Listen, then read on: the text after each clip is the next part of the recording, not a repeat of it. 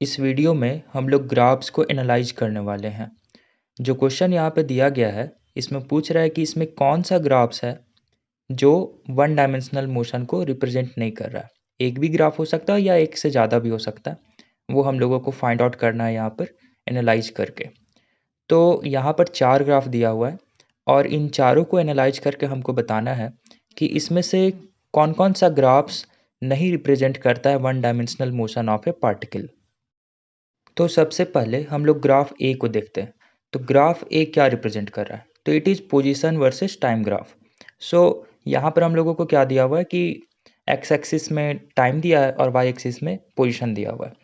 तो सबसे पहले हम लोग को एक टाइम कंसीडर कर लेते हैं। मान लेते हैं वो टाइम जो है वो t1 है। तो हम लोग यहाँ पे क्लियरली देख सकते हैं कि एक ही टाइम पे वो पार्टिकल 2 जगह है। वो दोनों जगहों को हम लोग x1 और x2 से रिप्रेजेंट करते हैं। तो क्या ये पॉसिबल है कि एक ही टाइम पे वो पार्टिकल 2 जगह हो सकता है? नहीं, ये तो पॉसिबल है ही नहीं। तो हम लोग कह सकते हैं कि ग्राफ ए जो है वो वन डायमेंशनल मोशन को नहीं रिप्रेजेंट कर रहा है। तो हम लोग यहाँ पे लिखेंगे, क्योंकि since the particle can not be at more than one place at the same time,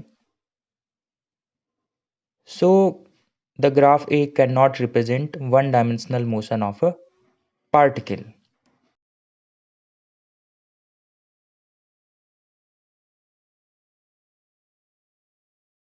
अब हम लोग ग्राफ बी की ओर आते हैं।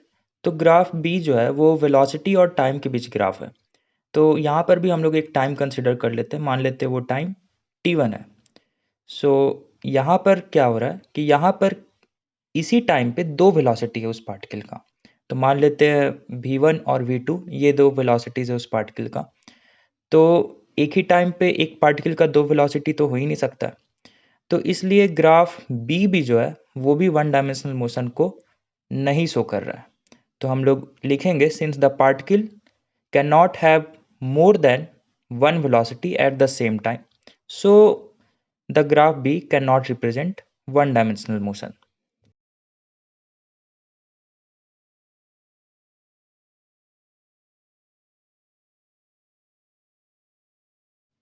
अब हम लोग ग्राफ सी की ओर आते हैं।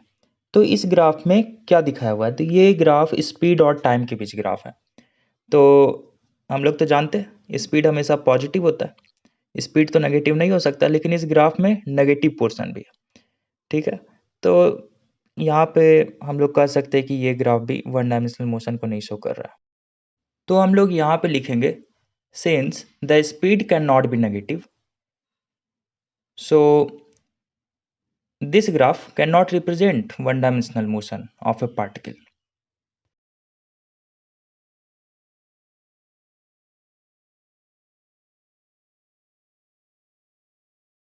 अब ग्राफ डी में क्या है वो देखते हैं। तो ये ग्राफ टोटल पाथ लेंथ और टाइम के बीच ग्राफ है। तो हम लोग जानते हैं कि टोटल पाथ लेंथ जो है वो डिक्रीज नहीं हो सकता है। चाहे ही पार्टिकल मान लेते वो यू टर्न ले लेता हो, लेकिन टोटल पाथ तो डिक्रीज नहीं होगा। लेकिन इस ग्राफ में दिखाया हुआ है कि एक टाइम के बाद वो डिक्रीज होता है। तो ये ग्राफ भी वन डायमेंशनल मोशन को शो नहीं कर रहा है, since the total path length can not decrease, so this graph can not represent one dimensional motion of a particle.